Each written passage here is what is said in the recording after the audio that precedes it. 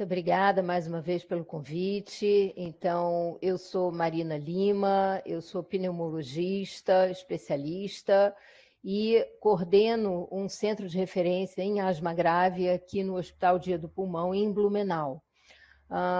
Também já tenho vivência de sociedade científica, de atendimento na atenção primária da mesma forma que vocês.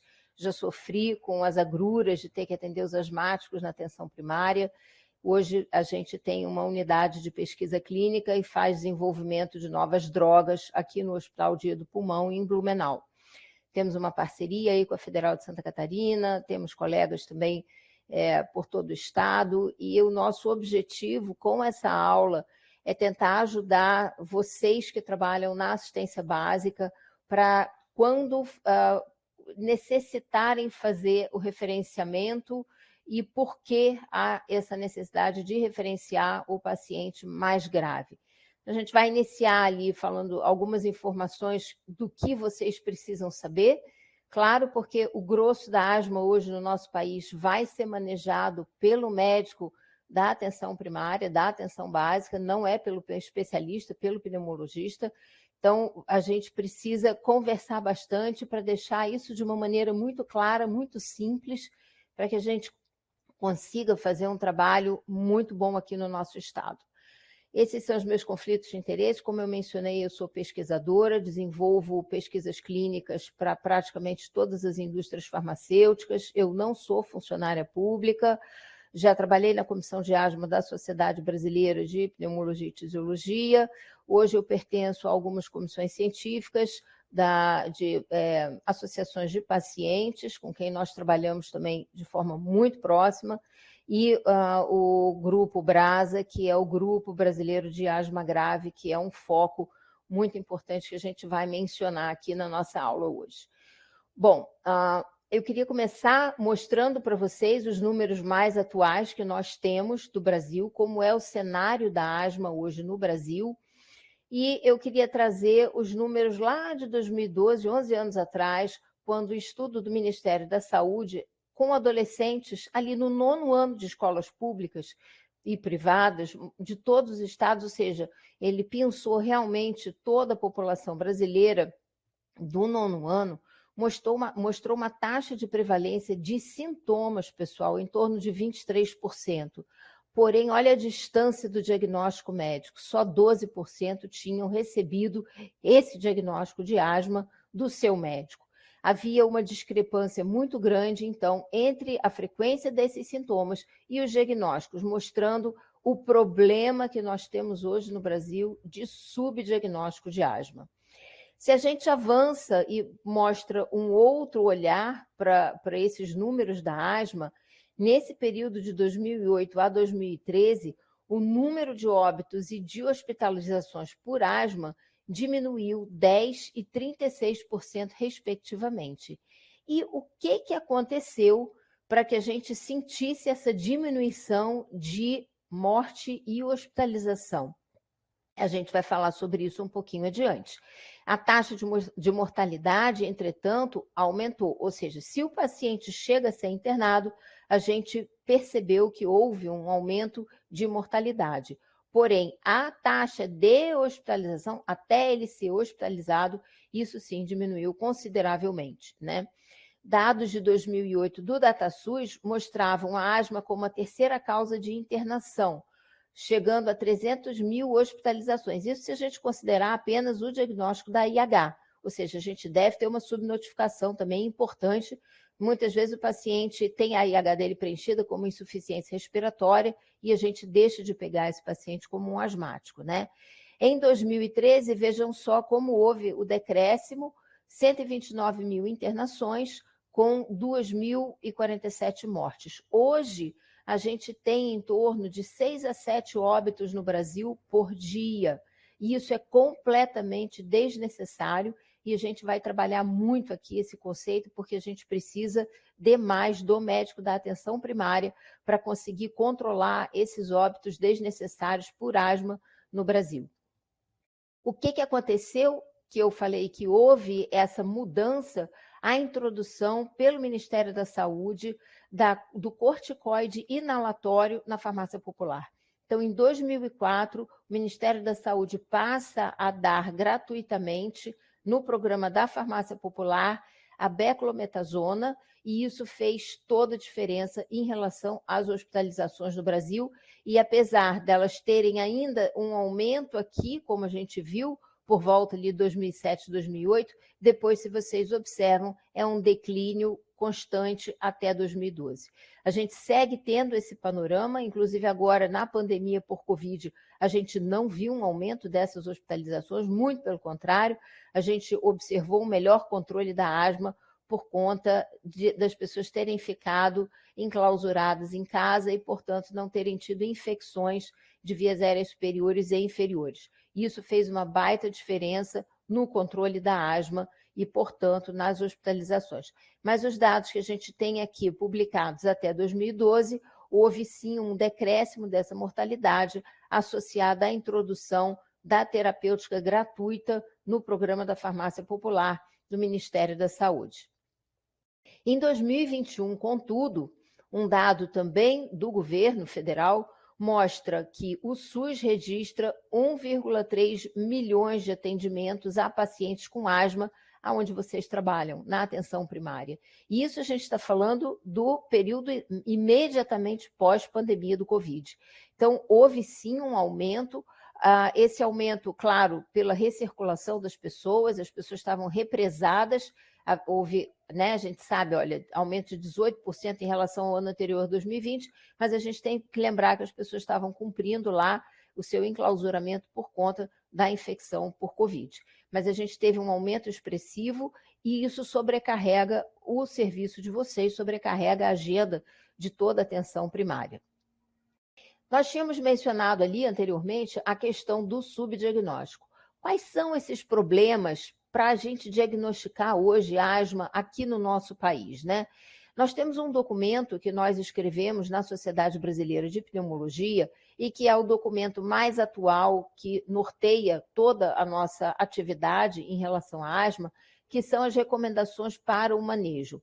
Essas recomendações elas estão publicadas, são gratuitas no site da Sociedade Brasileira de Pneumologia. Convido vocês a baixarem esse artigo, porque ele fala de uma forma bem direcionada, inclusive para o médico da atenção primária, não apenas para o especialista, e traz informações muito relevantes. A gente não pode querer falar de controle ou de tratamento de uma doença se a gente não entende a definição dessa doença. E a gente precisa entender que o problema do diagnóstico passa pela compreensão da definição. Então, qual é a definição de asma? Asma, ela é uma doença heterogênea, ela não é igual para todo mundo. Um asmático não é igual ao outro asmático.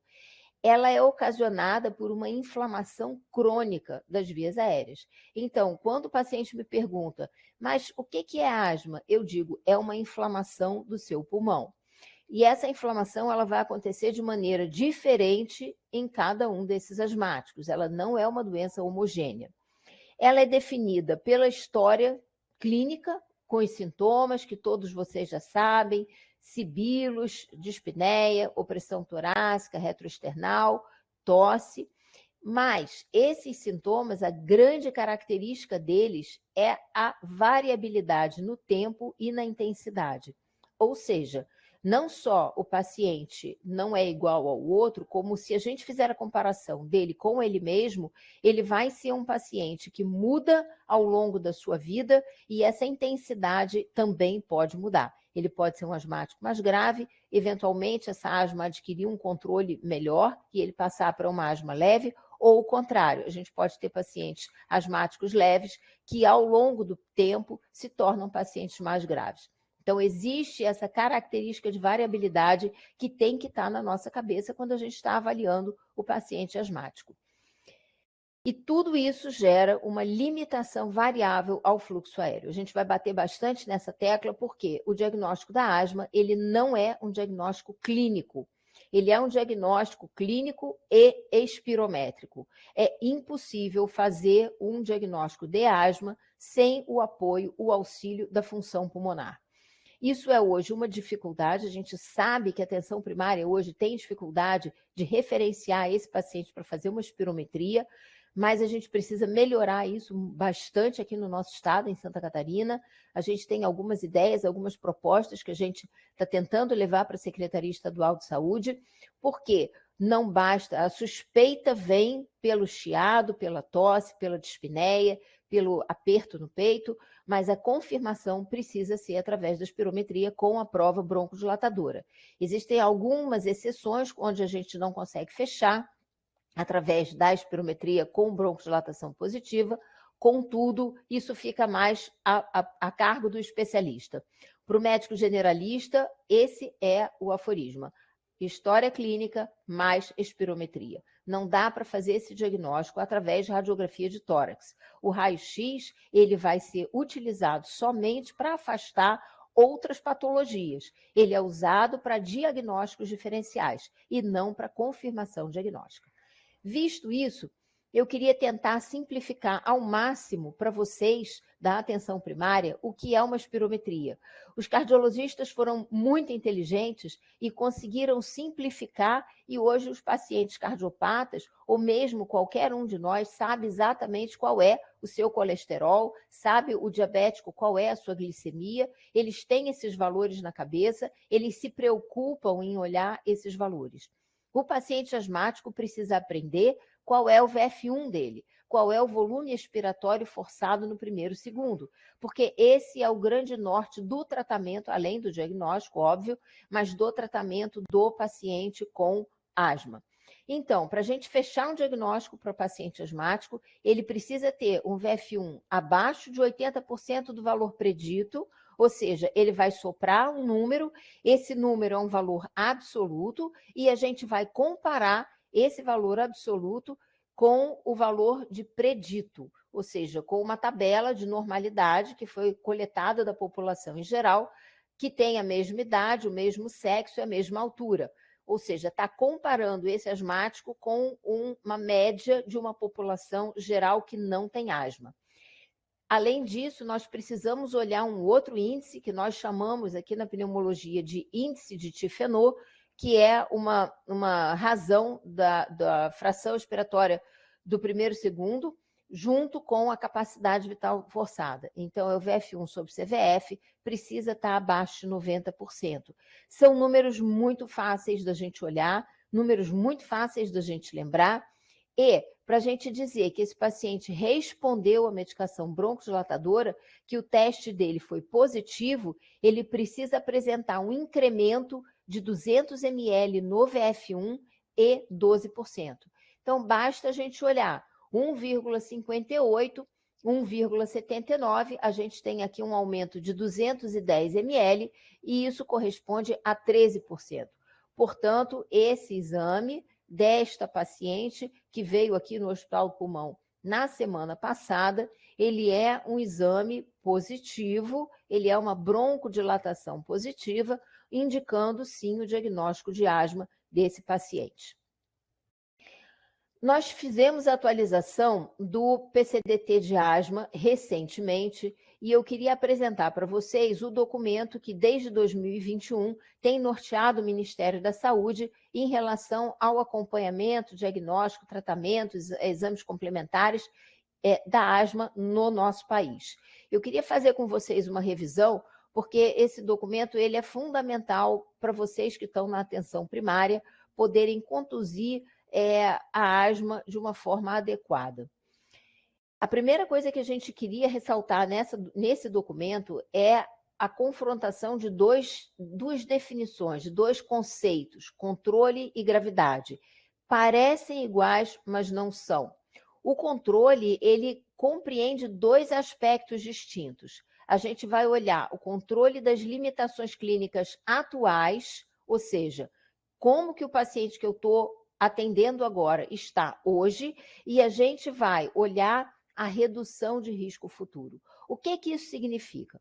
O primeiro compreende número de sintomas durante o dia, se tem acordado à noite por causa de asma, qual é a necessidade da medicação de resgate, da medicação de alívio, e se essa pessoa apresenta algum tipo de limitação das atividades físicas. Lembrar que atividade física não é ginástica. Atividade física é conseguir fazer uma caminhada, conseguir andar até o ponto de ônibus, conseguir exercer, por exemplo, uma dona de casa, as funções diárias de cuidado, seja com a família dela, seja com a cozinha, seja com a limpeza, você consegue varrer uma casa. Então, isso hoje é o que a gente chama de atividade física. Existe algum tipo de limitação? A pessoa deixa de fazer alguma limitação, tem alguma limitação, deixa de fazer alguma atividade por causa do sintoma da asma? Ok, então essa pessoa não tem esse controle. O que a gente precisa lembrar quando a gente está falando de controle, e eu vou abordar isso um pouco mais adiante, é a questão da forma como a gente pergunta para o paciente. Porque muitas vezes a gente pergunta, você acha que a sua asma está controlada? E a pessoa diz, ah, sim, está controlada. E aí vai a minha pergunta, ok, mas o que você faz no seu dia a dia? Ah, não, eu me levanto, eu tomo o meu café, eu me sento e eu vou trabalhar. Sim, mas você anda, você faz... Não, eu subo as escadas, não subo escada, eu vou de elevador, eu não preciso andar, eu uso carro. Então, a gente começa a perceber que essa pessoa não se mexe. Se ela não se mexe, ela não percebe que ela tem a limitação das atividades físicas dela. E aí a pergunta que precisa ser feita é, ok, mas e se você subisse 2 lances de escada? O que ia acontecer? Ah, nossa, não consigo, eu ia ficar muito cansado. Então, atentar para a questão do controle, porque o controle ele vai envolver perguntas que a gente precisa saber fazer corretamente para obter a resposta adequada. Quando a gente está falando de gravidade, a gente está falando em quantidade de medicação que a pessoa precisa para atingir o controle. Então, a gente hoje classifica controle como uma asma controlada, parcialmente controlada ou não controlada. O que a gente tem? A gravidade, ela é medida, para a gente dizer se está controlado ou não, pela quantidade de medicação que essa pessoa precisa para atingir esse controle. Então, a gente diz que uma asma é leve, ou seja, que ela está nas etapas 1 e 2, e a gente vai ver esse diagrama mais adiante, quando ela está controlada ou bem controlada, apenas com o uso de corticoide inalatório, mais formoterol de demanda, e a gente vai falar sobre isso, ou corticoide inalatório, mais um beta-2 agonista de curta ação. Hoje, o que a gente tem introduzido já através desse PCDT é a possibilidade da gente fazer uso dessa associação, né, corticoide inalatório mais formoterol, que é um broncodilatador de ação prolongada, em um único dispositivo. Até 2021, a gente só tinha essa possibilidade no SUS, corticoide inalatório associado a um beta-2 agonista de curta duração, que o que a gente usa mais comumente é o salbutamol, cujo nome comercial é o Aerolim. Mas nós tínhamos somente essa opção. Hoje a gente já conseguiu contemplar no novo PCDT a possibilidade de fazer o corticoide associado a um broncodilatador de ação prolongada sob demanda. A gente fala que um paciente tem asma grave quando esse paciente precisa usar uma dose maior do corticoide inalatório. Ou seja, ele sai da opção sob demanda e ele passa para a opção diária, que a gente chama de manutenção. Então, é um paciente que precisa usar a medicação diariamente para atingir esse controle. Esse é um paciente que a gente chama moderado. E quem é o cara da asma grave? Quem é o paciente asmático grave? É aquele que precisa, para atingir esse controle, utilizar doses médias ou altas, equivalentes em geral, dose alta aqui a 1.600 de budesonida, dose média 800 microgramas dia, associada no mesmo dispositivo a um broncodilatador de ação prolongada, ou até a um terceiro controlador, e a gente vai falar sobre isso lá na frente. Então, lembrem que controle não é a mesma coisa que gravidade. Gravidade precisa ter, ela está falando sobre a quantidade de remédio que a gente precisa para atingir o controle. E controle hoje a gente define como controlado, parcialmente controlado e não controlado. Bom, ok. Então, nós vimos isso. Mas como é que a gente mede esse controle? Como é que eu posso dizer, no fim da consulta, que o meu paciente está controlado ou não? Nós fazemos algumas perguntas, tá? Ou nós usamos questionários direcionados para isso e encontramos um score, um número. E esse número também é muito importante para o asmático conhecer. São perguntas rápidas, dá para fazer numa consulta tranquilamente, não é um questionário longo, e elas estão disponíveis gratuitamente também na internet. Então, hoje a gente usa as perguntas da Gina, eu vou mencionar o documento da Gina já já, ou seja, aquilo que a gente já falou, sintomas diurnos, despertar noturno, necessidade de medicação de resgate, limitação das atividades em razão da asma, mas nós temos usado muito na pneumologia o teste de controle da asma, que a gente chama intimamente de ACT, aonde a gente gera uma nota. E é mais fácil para o paciente entender, em termos numéricos, se ele está controlado ou não. Se eu digo, tá bom, o seu score hoje de ACT deu 15, ele vai entender que ele não está controlado, porque o controle é dito acima de 20. Mas quando eu aviso, olha, hoje as suas respostas somaram 23 pontos, nossa, então eu estou controlado. Ajuda o paciente a ter uma melhor percepção desse controle, porque algumas dessas perguntas são subjetivas e o paciente passa, às vezes, dificuldade para responder quando a gente faz a pergunta. Tá, mas ok, então nós conseguimos olhar para esse paciente é um asmático, mas quando a gente tem dúvida, será que tudo que chia é asma? Será que toda sibilância, né? Será que o paciente diz que quando está chegando aqui em Santa Catarina, que esse paciente está com pianço? Será que tudo que pia, que chia, é asma? Não. A gente tem uma lista enorme de diagnósticos diferenciais e a gente vai passar rapidamente por alguns deles que precisam estar na cabeça do médico na medida em que ele for fazendo o acompanhamento desse asmático. Nem tudo isso vai passar na primeira consulta. Algumas dessas situações, elas coexistem com a asma, então, apesar de diagnósticos diferenciais, elas também podem existir e potencializar a asma. Essa é um pouco mais complicada a situação desse asmático, e é isso que tanto o enfermeiro, como o agente de saúde, o médico, precisam estar atentos a fazer as perguntas para descobrir se essas situações existem ali, coexistem ou são as responsáveis pelos sintomas do paciente. Então, a gente tem a primeira opção aqui, por exemplo, corpo estranho inalado. Em adultos isso é menos comum, mas em criança é extremamente comum. Eles colocam coisas nas boquinhas e como a questão da deglutição deles ainda não é bem formada, eles podem, ao invés de deglutir, aspirar. Não é incomum a gente fazer broncoscopias aqui no Hospital Dia do Pulmão e retirar corpos estranhos de dentro do pulmão de crianças que estavam sendo tratadas como asmáticas. Rinocinusite. A asma anda de mão dada com rinite, com os processos de vias aéreas superiores. Acompanhar os asmáticos significa sempre estar atento às vias aéreas superiores.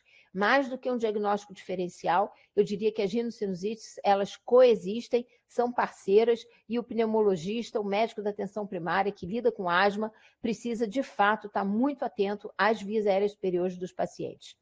Disfunção de cordas vocais. Esse é um diagnóstico dificílimo de ser feito, nós temos dificuldades como especialistas de fazer, apesar da suspeita, mas ele é extremamente prevalente, é um diagnóstico que acompanha e muitas vezes confunde enormemente com asma, e são pessoas que ficam recebendo cargas de corticoide quando o problema delas não é asma. Então, cuidado com a disfunção de cordas vocais.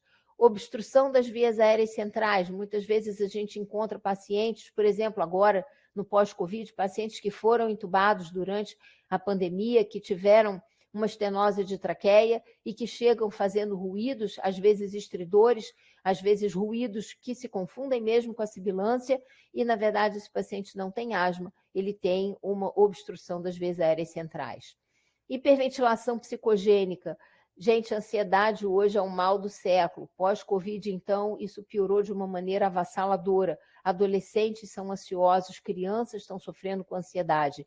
E a ansiedade, um dos sintomas é a hiperventilação psicogênica. Então, as pessoas têm chegado aqui com sintomas de falta de ar, e a gente vê que não é asma, é ansiedade. Tem que esmiuçar isso melhor durante a anamnese. Doença pulmonar obstrutiva crônica também pode ser um confundidor, mas na maior parte das vezes é uma coexistência, é um avanço da asma em pessoas que fumaram. Asmático e cigarro não combinam. Felizmente, a gente tem visto os índices no Brasil diminuírem de asmáticos que fumam, mas a gente ainda encontra idosos para quem o cigarro foi glamourizado há muito tempo atrás e eles fumaram, né, e hoje são pacientes com ADPOC. Então, lembrar que asmático pode fumar, asmático fumou muitos anos atrás e ele pode desenvolver ADPOC. Bronquiectasias também, hoje no Brasil, um problema importantíssimo, sequelas de TB associadas a pacientes asmáticos, a gente tem que fazer o raio-x para tentar fazer o diagnóstico diferencial, mas o exame de eleição é a tomografia computadorizada, porque os raios-x de tórax só vão mostrar as bronquiectasias numa fase muito mais terminal. Doença do refluxo gastroesofágico, extremamente comum, esse confundidor, né? Mas, via de regra, assim como as rinossinusites, é mais um coexistente. Essa pergunta precisa ser feita.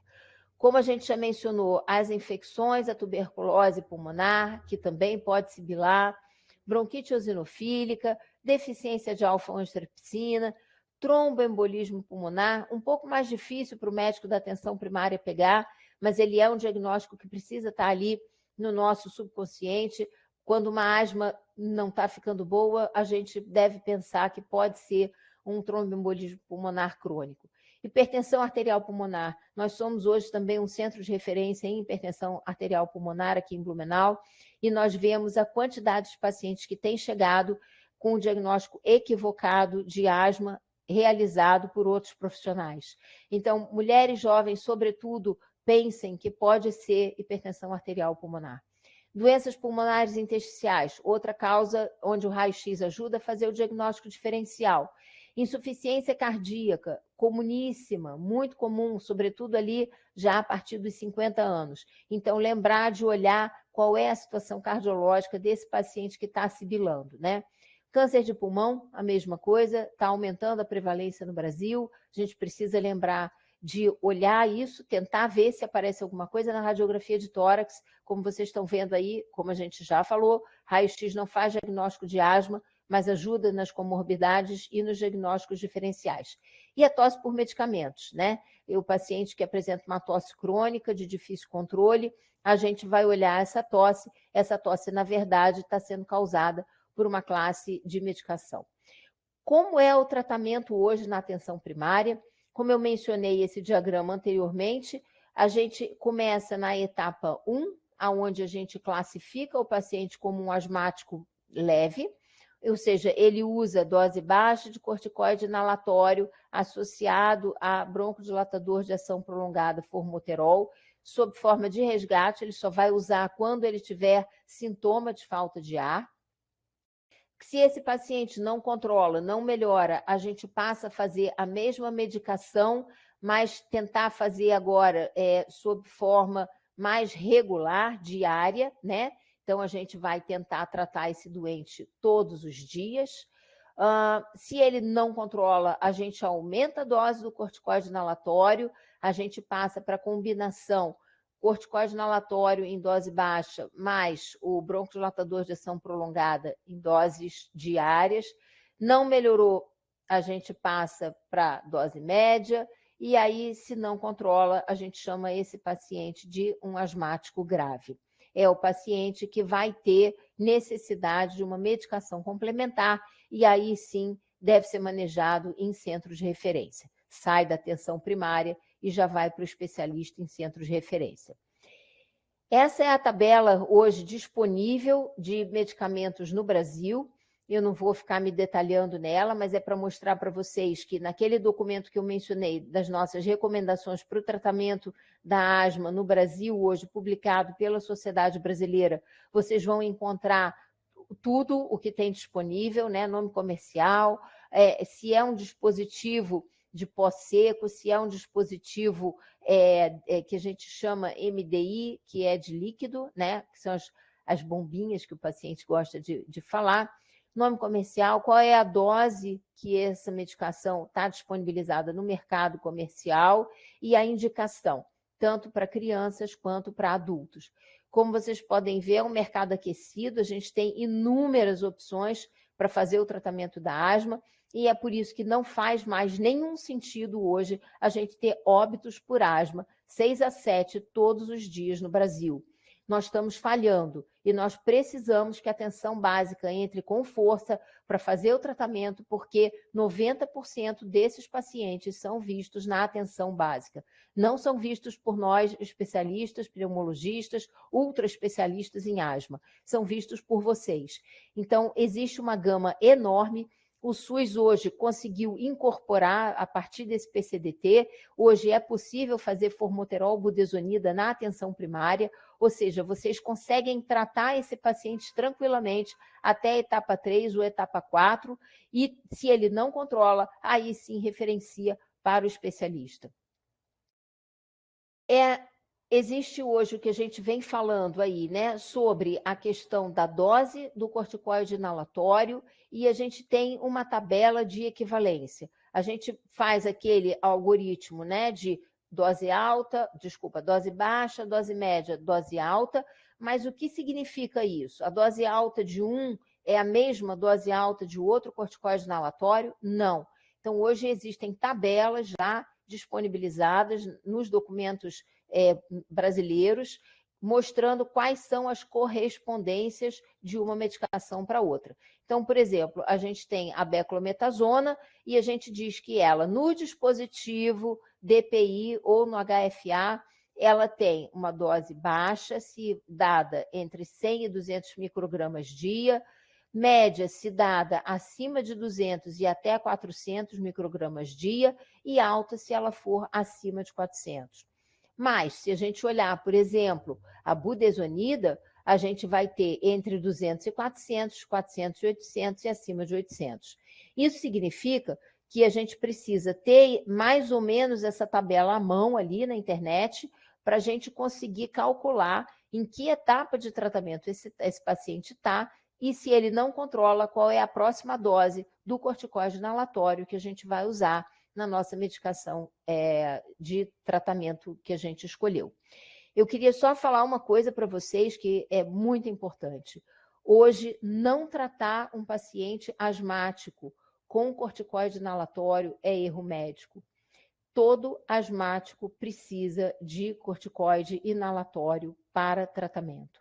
A gente está tendo uma campanha muito importante hoje no Brasil, na verdade no mundo, mas a gente está tentando colocar isso de uma forma muito enfática para o governo federal, a questão do uso do corticoide oral, tolerância zero. A gente quer eliminar o uso do corticoide sistêmico, que tem tantos efeitos adversos, porque a gente sabe que a introdução da corticoterapia inalatória é extremamente segura e nas doses baixas e médias a gente tem pouquíssimos eventos adversos associados à terapêutica. Então, hoje, deixar de tratar um asmático com corticoide inalatório que está disponível gratuitamente na farmácia popular, através do PCDT, é um erro médico. Então, vamos lá, pessoal, zero de tolerância para corticoide sistêmico e total apoio ao tratamento com a corticoterapia inalatória. Eu trouxe esse trabalho só para vocês entenderem por que dessa grande campanha contra o corticoide sistêmico. Porque já está mapeado desde 2018, esse estudo é um estudo já antigo, mostrando que mesmo uma única dose, 2 únicas doses de tratamento na vida, se você já usou uma prednisona, uma prednisolona 2 vezes na vida, você já tem um risco aumentado de desenvolver insuficiência cardíaca, infarto agudo do miocárdio, catarata, osteoporose. Isso foi o que coube aqui no slide, porque a lista é muito extensa. Então, tudo que está para cá é aumento de risco, ou seja, quanto mais vezes eu usar o corticoide oral na minha vida, maior o risco que eu vou ter de desenvolvimento de todos esses efeitos colaterais. Se a gente imaginar isso num adulto, já é medonho, mas se a gente pensar nas crianças, a gente vai ver o mal que a gente vem fazendo enquanto profissionais de saúde ao ministrar a prednisona e o xaropinho de prednisona, que as mães hoje têm uma facilidade enorme de comprar ou de pegar na farmácia popular e dar para o filho dela, achando que está fazendo bem, quando, na verdade, ela está induzindo o risco de outras comorbidades muito importantes ao longo da vida. Então, atenção, vamos tratar os asmáticos com corticoides inalatórios e tentar esquecer a corticoterapia sistêmica. 10 minutos. Ok, obrigada, Djalma. Existe a questão do tratamento não medicamentoso e eu queria chamar aqui a atenção para a importância da equipe multidisciplinar. O médico sozinho não vai conseguir tratar um asmático adequadamente. A gente precisa ensinar o uso correto do dispositivo inalatório, a revisão sistemática dessa técnica em cada conduta, precisa estimular a prática de exercícios físicos, ou seja, o asmático não deve ser visto apenas pelo médico. É uma importância enorme a entrada de parceiros como fisioterapeutas, enfermagem, agentes de saúde, que estão direcionados para esse olhar. Então, é um acompanhamento de equipe multidisciplinar. Para terminar, eu queria mostrar para vocês só algumas dificuldades que a gente vem enfrentando hoje no Brasil com a introdução do PCDT. É uma questão nova, é uma realidade nova, mas a gente precisa da ajuda de vocês da atenção primária para que a gente elimine os óbitos, elimine a comorbidade associada com corticoterapia sistêmica. O documento saiu com alguns problemas, e eu vou citar para vocês apenas como curiosidade, porque a ideia é que a gente consiga convencer a Secretaria Estadual de Saúde do conceito da importância de centros de referência. São centros de referência capacitados para o acompanhamento desses pacientes mais graves, envolvendo equipes multidisciplinares, envolvendo tecnologia mais de ponta. Então, a gente gostaria imensamente que vocês pudessem ter esse sistema de referenciamento da atenção primária para um centro de referência efetivo. Por quê? O que a gente diz, o que veio escrito nesse documento? Dose média alta, eu citei isso aqui para vocês. 1.600 microgramas não é dose média de corticoterapia com budesonida. 1.600 é dose elevada, tá? Existe uma definição aqui de uso de antimuscarínico de ação prolongada, por exemplo, o tiotrópio em asma. Essa é uma realidade da saúde privada, mas para a saúde pública, em asma, isso não existe. Então, não adianta dizer para o médico da atenção básica que ele tem que adicionar um LAMA, como a gente chama, que ele tem que adicionar um antimuscarínico de ação prolongada, porque ele não vai conseguir fazer isso no SUS. Não adianta pedir para ele colocar um antileucotrieno, porque ele também não vai conseguir fazer isso. Existe hoje em asma grave o que a gente chama de fenotipagem. A gente começa a tentar individualizar quem são esses asmáticos graves.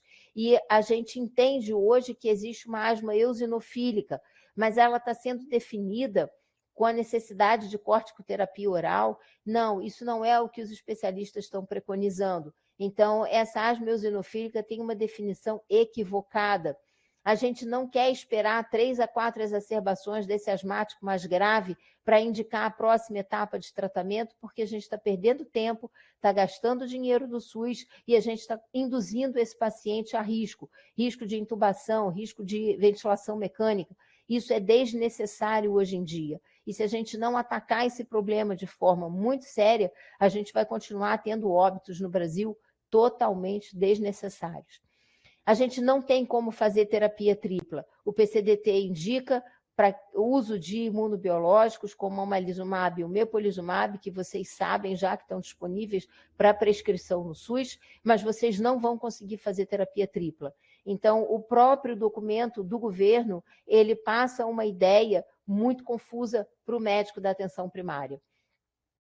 Lá atrás diz que precisa da terapia tripla, mas quando aparece aqui o nosso diagrama, ela já desapareceu daqui. Então, ele é um documento confuso. Se vocês forem ler, não se sintam perdidos, porque ele é para a gente se perder mesmo. Ele está mal redigido, com alguns pontos que a gente já vem apresentando, inclusive, para o governo tentar solucionar, né?